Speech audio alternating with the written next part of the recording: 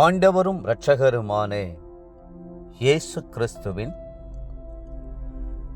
ஈடு இணையற்ற நாமத்தில் அன்றன்றுள்ள அப்பம் வாசகர்களுக்கு எங்கள் அன்பின் வாழ்த்துக்கள்.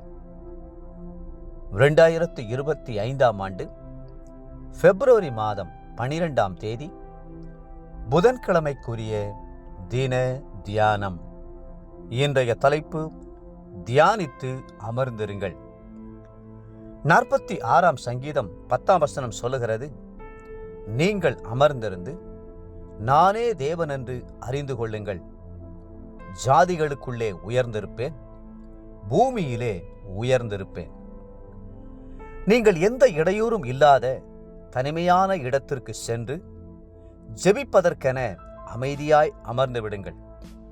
அப்பாவின் இனிமையான பிரசன்னத்தில் இருக்கிறீர்கள் என்கிற ஒரு உணர்வு உங்களுடைய உள்ளத்தை மகிழ்ச்சியாக்கட்டும்.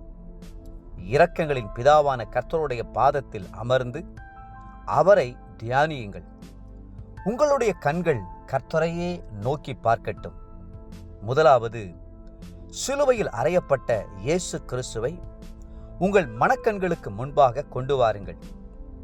ஒவ்வொரு காயமாக தியானித்து, எனக்காக அல்லவா இந்த பாடுகள், எனக்காக அல்லவா இந்த தியாகம், இயேசுவே உம்முடைய கல்வாரி இரத்தம் என்மேல் விழுந்து என்னை கழுவட்டும் என்று மன்றாடுங்கள்.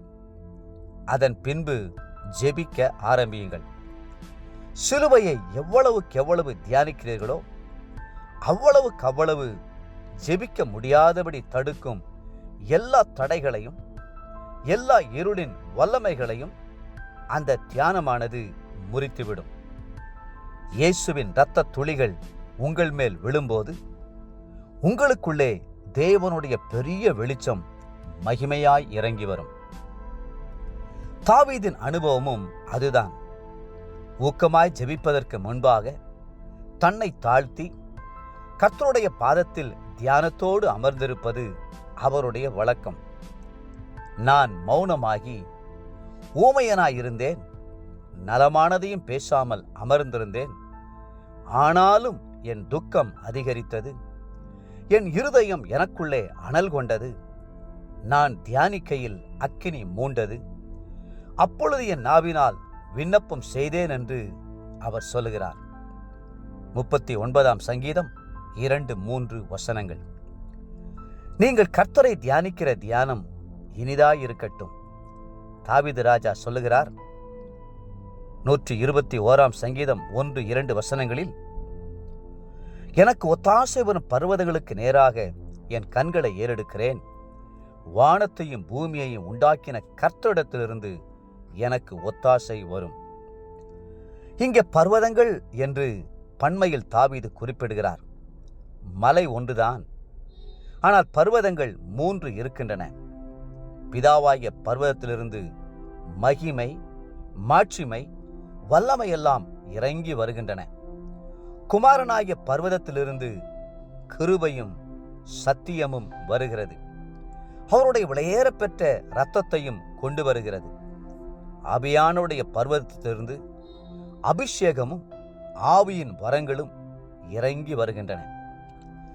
தேவப்பிள்ளைகளே, ஜெப சிந்தையோடு ஒரு சில நிமிடங்கள் கர்த்தருடைய பாதத்தில் அமர்ந்திருங்கள்.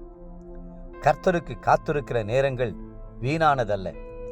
அது உங்கள் உள்ளத்தில் அக்கினி மூளச் செய்கிற நேரமாகும்.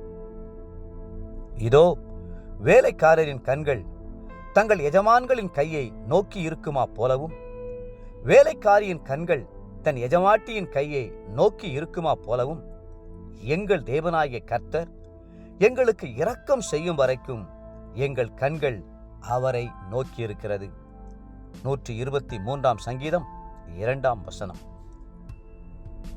இன்றைய நினைவிற்கு ஏசாயா 26:3. உம்மை உறுதியாய் பற்றி கொண்ட மனதையுடையவன் உம்மையே நம்பியிருக்கிறபடியால் நீர் அவனை பூரண சமாதானத்துடன் காத்துக்கொள்வீர். இன்றைய வேத வாசிப்பு காலை லேவியராகமம் 13ஆம் அதிகாரம், மாலை மத்தேயு 26ஆம் அதிகாரம் 26 50 முடிய. அன்புக்குரிய அன்றனுள்ளப்பம் வாசகர்களே, கர்த்தருடைய பாதத்தில் அமர்ந்து கர்த்தரையே தியானம் பண்ணுங்கள். கர்த்ததாமே உங்களை ஆசீர்வதித்து மென்மேலும் உயர்த்துவாராக. ஆமென்.